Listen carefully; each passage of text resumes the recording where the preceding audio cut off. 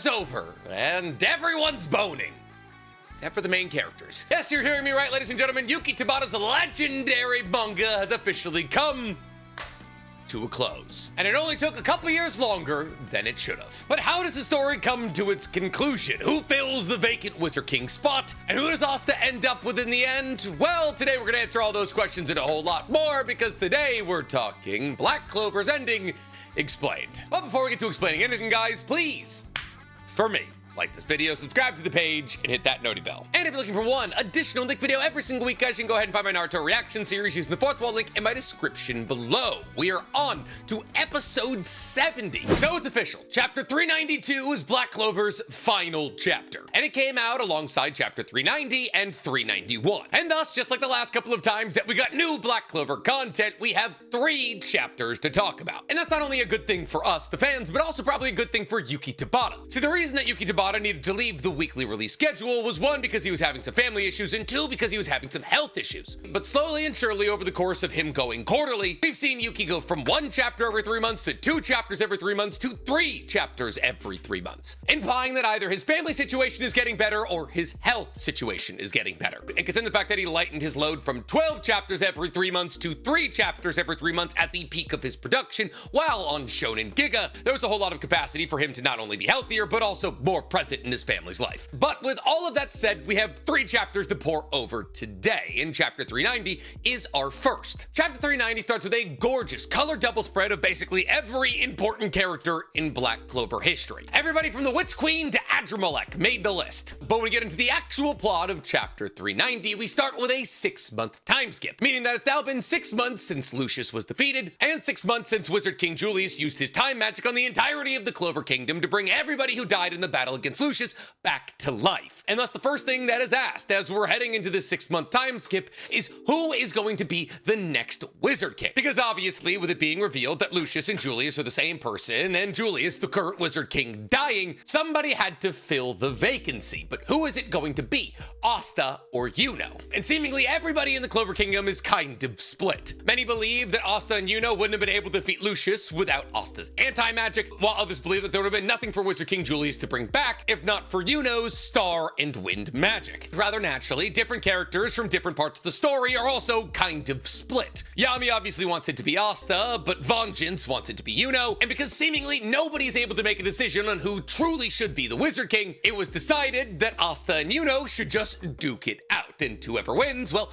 they're the Wizard King. And thus we're served to a scene of Asta and Yuno standing across from each other atop some kind of plateau. And as they stare at each other, they both remember how far they've come over the course of Black Clover as a story. They think about the promise they made to each other after they both secured their grimoire, as they promised to both try to become the Wizard King. And thus, after seemingly they're done reminiscing, Yuno starts off the action by generating a whirlwind of wind magic around his arm that he fires at Asta, but Asta parries it to the side using his anti-magic sword. I think it's Demon Destroyer, but you can't really tell. But Yuno continues on with his barrage, lifting both of his hands and turning the whirlwind into a tornado. However, Asta, after donning his Devil Union form, bursts through the tornado and slashes at Yuno with his Demon Slayer sword. However, Yuno has also taken his new form, his Spirit Magic form, and thus he dodges Asta with ease, sidestepping and launching a barrage of wind knives at Asta. But Asta, seemingly have learned from Yuno, spins himself into a Tasmanian devil-esque spin, deflecting all the incoming projectiles. He then seemingly absorbs Yuno's magic with his Demon Dweller sword and uses it to launch a slash of anti-magic at Yuno that he dodges by flying upwards, putting himself directly above the eye of the storm that is Asta, as he conjures a wind bow and fires down a wind arrow. And thus Asta takes himself out of his spin and deflects the arrow. But Yuno capitalizes on Asta's need to deflect this arrow and closes the gap between them, flying in with his wind spear to try and stab Asta, but Asta ducks it. But the impact hits the ground between Asta, and the two of them are lost in the rubble, until eventually in a beautiful double panel, we see after the smoke is cleared that Yuno is holding on to a gigantic broadsword made of magic, and he's clashing against Asta's anti-magic katana. And this is how chapter 390 ends. Now this chapter was obviously cool. We finally get to see Asta and Yuno duke it out to see who gets to be Wizard King. We get to see them fight using the multitude of different abilities and forms they've piled on to their power levels over the course of 390 chapters. And ultimately, I don't believe anybody would be satisfied with the position of Wizard King being filled in any way that didn't include combat between these two. However, unfortunately, because this manga is deciding to end its story with the two main characters clashing to see who gets to be the leader of their village, some people are gonna say that once again, Yuki Tabata is copying off Kishimoto's notes. Because while Naruto and Sasuke's second Valley of the End fight was them actively trying to kill each other, and Asta and Yuno are definitely not trying to kill each other, fundamentally what Naruto and Sasuke were fighting over was basically who got to be Hokage. Now, does that mean that Yuki Tabata is copying Naruto and Kishimoto? No, not really. He spent the entirety of the story building out two male protagonists who were both orphaned, but who were raised together and were lifelong rivals who were constantly in each other's life, unlike Naruto and Sasuke. And on account of the fact that both of them were equal contributors to the defeat of Lucius, the only way that any shonen fandom was ever going to be satisfied with one of them becoming Wizard King over the other was a clear showcase that one of them was strong. But which one of the two of them is stronger? Well, that question gets answered in chapter 391, so let's head to it. Obviously, chapter 391 picks up where chapter 390 left off. There's nothing else more important going on than this right now. Now, everybody's kind of in awe and also lightly confused as they watch Yuno with his magic sword clash against Asta's anti-magic sword. See, because if Yuno's sword is made out of magic, then technically Asta's sword should slice straight through it, which is as true for Asta's katana as it is for his Demon Slayer, Demon Dweller, or Demon Destroyer swords. All of them are coded in anti-magic. Any magic they interact with should be destroyed. And while yes, Asta's katana allows for him to selectively cut things with his anti-magic, an ability that he leveraged to cut people like Sister Lily without actually injuring them, still, even though he's using his katana, he should be slashing through Yuno's sword. And therefore, apparently, the way that Yuno is battling against Asta's anti-magic is that his sword isn't just created by a consistent amount of mana. Essentially, Yuno is creating his sword constantly, flowing a constant amount of high-density magic into his sword consistently. And thus, he's recreating his sword as Asta destroys it with his anti-magic. So essentially, Asta's anti-magic is working, but Yuno is using a ton of magic to keep his sword around. Now, as to why nobody else ever tried that against Asta, I don't know. Maybe they weren't Yuno. They weren't loved by mana. But the power clash between the two of them finally comes to its breaking point, and the two of them push off from each other. And immediately, Yuno begins to use his star magic to fire a volley of magic-based attacks at Asta, that Asta is barely able to dodge using his reflexes and his ki. It's also at this moment that it's revealed to us that Yuno is most likely aware of how Asta's Z10 works. And that's because Yuno understands that Asta is able to amplify the power of his strikes by 10 to 100 times, he's trying to keep distance from him. However, Asta's got an answer for that as he fires a cross slash of anti-magic at Yuno from a distance, something that Yuno dodges with relative ease. Continuing on with his onslaught of star magic based projectiles trying to take out Asta from a comfortable distance. But using star magic at this kind of ridiculous level is incredibly taxing to Yuno. And thus the conversation point of everyone watching becomes what will give out first, Asta's muscles or Yuno's magic reserves. Before anybody can get too far into the conversation, Asta pulls out his Demon Destroyer sword, the sword that he got from Leet in the Elf arc. And rather interestingly, even though this sword is most commonly used to negate, absorb, and dispel magic, many people forget that the Demon Destroyer sword also has the ability to extend anti-magic tendrils from it that can nullify magic over a wide, sweeping area. And thus, that's kind of exactly how Asta uses it, launching anti-magic tendril-like projectiles at all of the stars surrounding his current location, nullifying all of the stars that not only Yuno was using to jump to for high-speed movement, but also using as centers for his projectiles to launch at Asta. And thus, now that Yuno's high-speed movement has been nullified by Asta, he once again pulls out his anti-magic katana. And I find it very interesting, really, whenever Asta's going in for the kill against Yuno, he only uses his anti-magic katana. Now, it's most likely because if he were to land something like a killing blow on Yuno, he would only try to selectively cut his magic, not his body, ensuring that he could attack Yuno with the fullness of his power without worrying about actually killing him. I mean, sure, the durability on these two is as high as anybody in the entire universe, but neither of these two are fighting to kill. And I actually believe that's kind of where Asta gets an advantage, because Asta with his Z10 and his anti-magic katana has a built-in mechanic that allows for him to fight as hard as he wants without ever actually worrying about injuring the person he's fighting. A tried and true methodology that he literally just used against the paladins. And Yuno doesn't necessarily have that. Well, yes, Asta's durability is undoubtedly higher than Yuno's. Yuno could kill Asta, and therefore if he fights at full power with killing intention,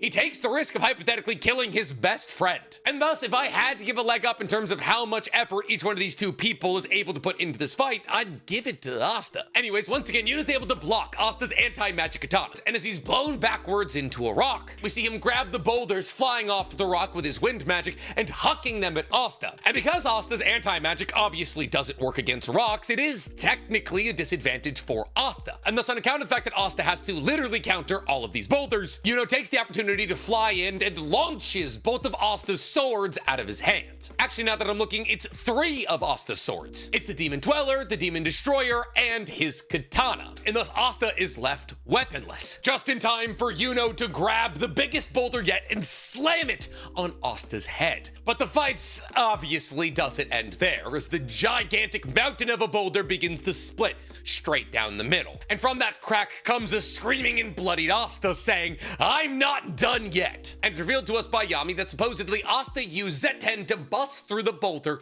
with his arm. Because, like we said, remember, Z10 allows you to amplify the power of your attacks between 10 and 100 times over. And thus Asta begins rushing at Yuno, who uses a wind and spirit magic shield to try and protect himself. But apparently he didn't have enough magic to constantly regenerate the shield, as Asta, after coating his right arm in anti-magic, the right arm he lost by entering into his devil contract, is able to shatter the shield with ease, clocking Yuno. And as Yuno slides back, he regains his footing and goes to fire magic at Asta, but realizes he's out. And thus, once again, Asta is flying in with his anti-magic covered right arm. But somehow, seemingly on account of the fact that Yuno is beloved by Mana, Yuno gets enough magic to regenerate a magic sword. And thus, Yuno is lunging at Asta, who seemingly has no weapons except for his arm. But before Yuno can close the distance and run Asta through, Asta lifts his right arm and yells, "Demon Slayer." And his Demon Slayer's sword begins flying towards him. And considering the fact that we've seen Asta use his Demon Slayer sword to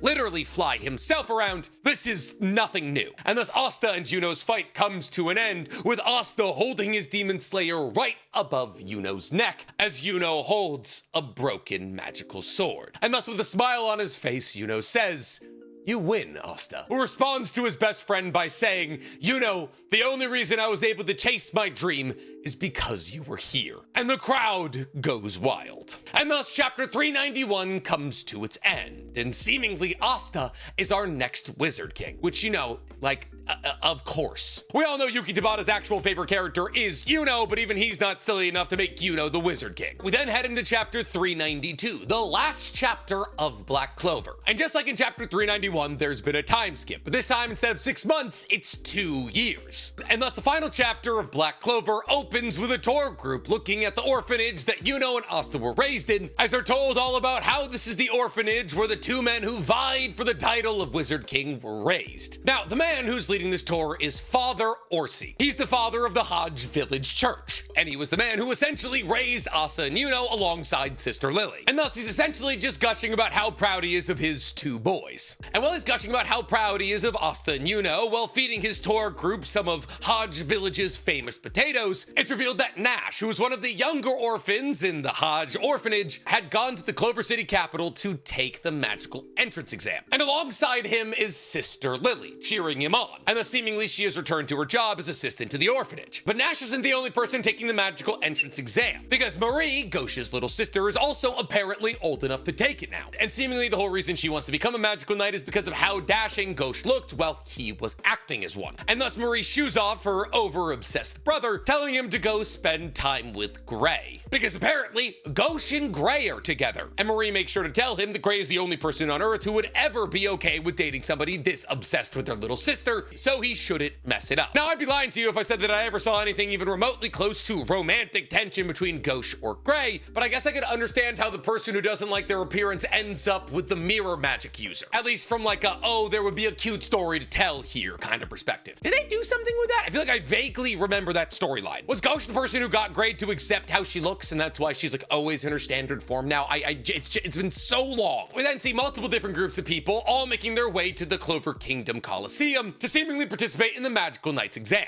both humans and elves alike, as elves have seemingly been reintegrated into society after the Elf arc. We then see Soul and Charlotte, the captain and vice captain of the Blue Rose Squad, watching all the newbies flood into the Coliseum, wondering about if there's going to be any true magical talents that they'll get to scoop up. But Charlotte's mind is seemingly preoccupied elsewhere, as she thinks back on Yumichika's departure back to the Land of Sun. And apparently alongside Yumichika went Marileona. Yeah, Marileona went to the Land of Sun for some reason. But while everybody is saying their goodbyes, Yumichika refers to Charlotte as older sister, implying that during Yumichika and Yami's conversations about Charlotte, Yami talked about them as if they were already married. And while, yes, we've known for a while that Yami and Charlotte were together, this is seemingly the moment right here where Charlotte and Yami agreed to be married. As she stammers out to Yumichika, older sister, but we're only dating. And Yami nonchalantly, between cigarette drags, says, "Oh, really? I've been thinking long-term this entire time." Which I guess is effectively Yami proposing, to which Charlotte, in a very Charlotte way, says yes. Now, Asta, who's there and saying goodbye to Yumichika, starts to laugh about how this is all very Beauty and the Beast coded. But Yami, being Yami and apparently easily embarrassed, grabs him by the scruff of his neck, lifts him up, and tells him to stop squawking like the runt that he is. Now, Asta tries to tell him that he's the Wizard King. Yami doesn't care,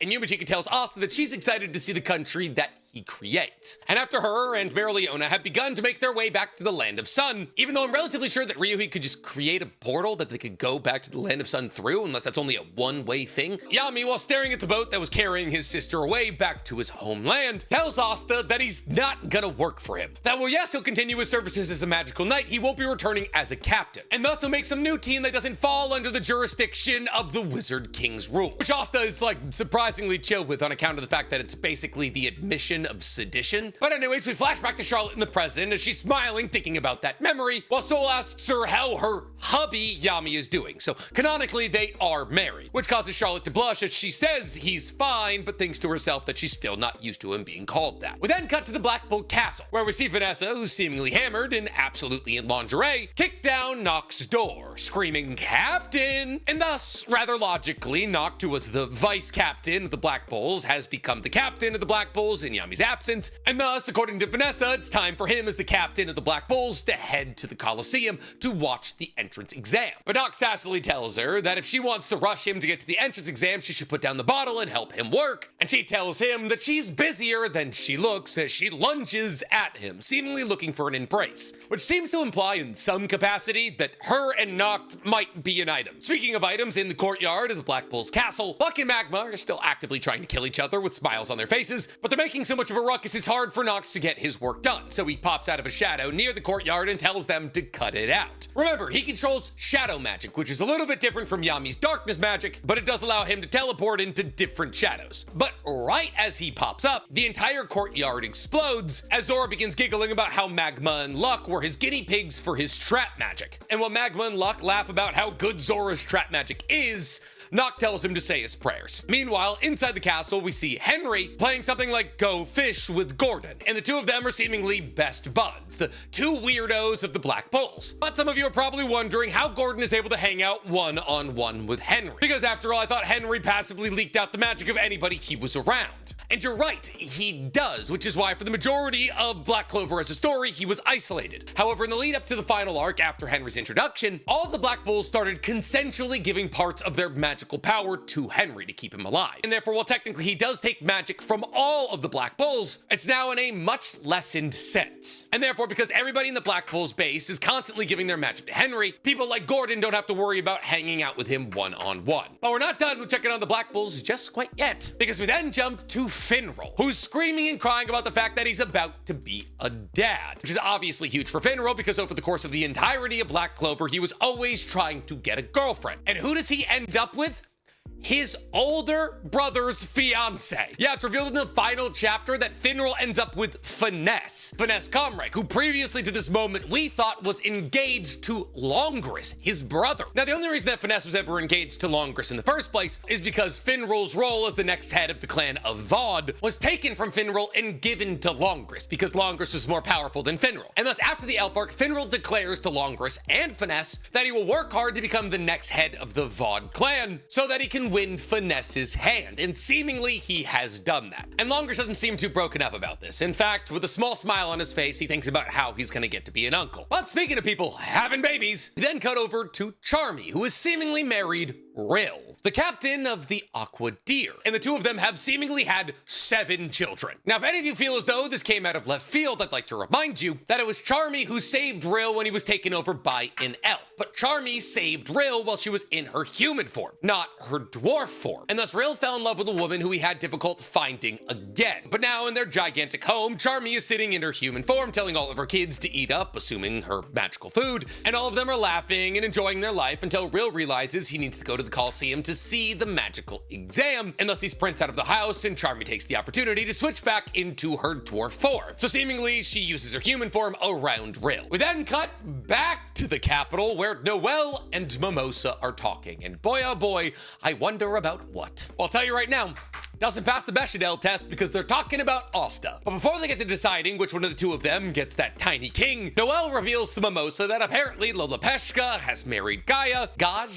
It's been a while since I've heard it out loud. And Mimosa reveals back to Noelle that seemingly Marileona is actually being pursued in a romantic sense by somebody in the land of Sun. And this news surprises Noelle as she asks by who exactly, to which we don't get an answer. Probably because nobody's good enough for Marileona. Now, if any of you have forgot who Lolopeshka and Jaga are, Lolopeshka is the queen of the Heart Kingdom. She's the wielder of Undine, the water spirit. And Gaja was the Heart Kingdom's most powerful fighter, kind of like the head of their special ops. He's a spirit guardian for the Heart Kingdom who is central to teaching all of the Black Bulls rune-based magic. But anyways, with that out of the way, Noelle tells Mimosa that she was gonna wait until Asta's Wizard King duties calm down a little bit, but seemingly that's not gonna happen anytime soon. And thus she tells Mimosa that our battle starts now. And Mimosa lets Noelle know that she will not lose. Anyways, after the proverbial gauntlet has been thrown down, Noelle lets Mimosa know that she's off to have lunch with her siblings. And Mimosa admits that maybe she should have lunch with her siblings every once in a while too. Now, for those of you who don't remember, Mimosa's got a brother and he's also kind of creepy about her. But obviously what's kind of sweet about this moment is the fact that it's being established that Noelle is now much closer with her brothers and sisters. Well, I guess her brothers and sister. Something that didn't really happen until all of them had to work together to battle against their mother, who was brought back as a paladin. We then see Sekare sitting by herself, staring over the Clover Kingdom capital, as she thinks to herself, Prince Lumiere.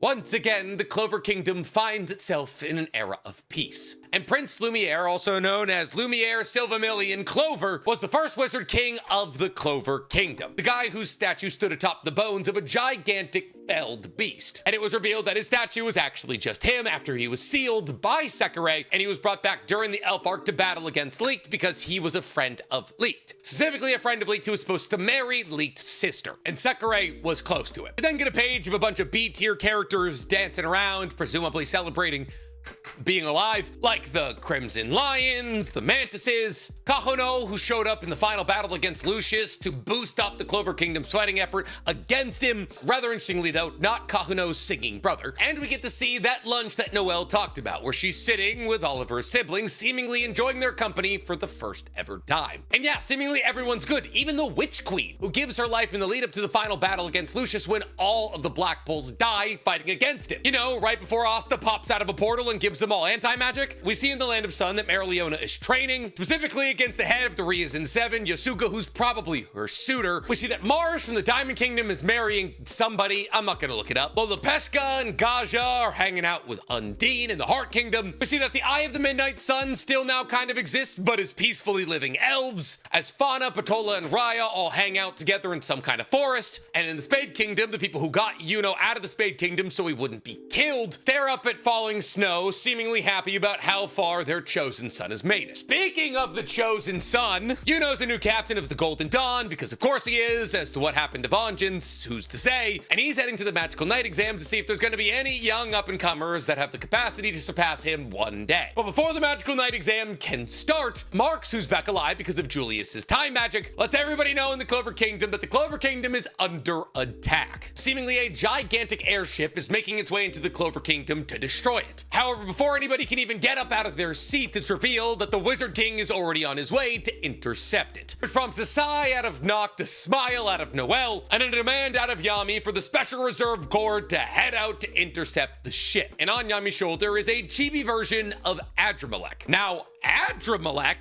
for those of you who don't remember, is the ram-horned devil who took the core of Lucifero and gave it to Lucius, giving Lucius access to Lucifero's gravity magic. However, when Adramelech realized that the future that Lucius was trying to create wouldn't be all that entertaining, during the final battle against Lucius, Adramelech presented himself to Yami and said, the future that you want to make is more interesting, so let's undergo a devil union form. And that is why Yami now also has a devil union form, and also why Yami now has dark and light magic on account of the fact that Adramelech's magical attribute is light and Yami's is darkness. And thus the chapter and Black Clover ends with Asta landing on this gigantic airship as everyone upon it says, "Who's this kid?" And Asta screams out, holding two swords with his new design, which is objectively sick, that he is the Wizard King. And boom! Thus ends the story of Black Clover. Now, and honestly, it's fine. It's fun. Is it kind of a Disney ending? Yeah.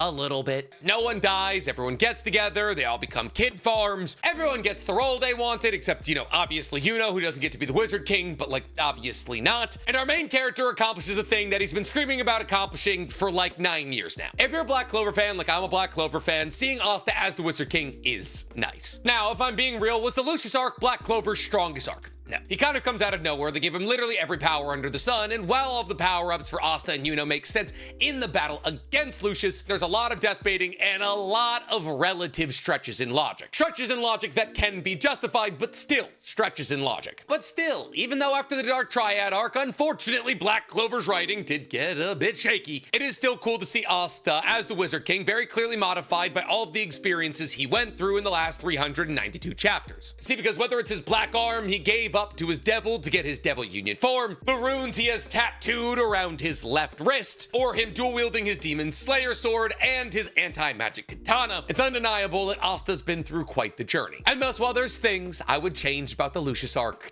I'm happy with this ending. But I'm curious to hear from you guys. Are there things you didn't like about this ending, or is this ending good enough for you?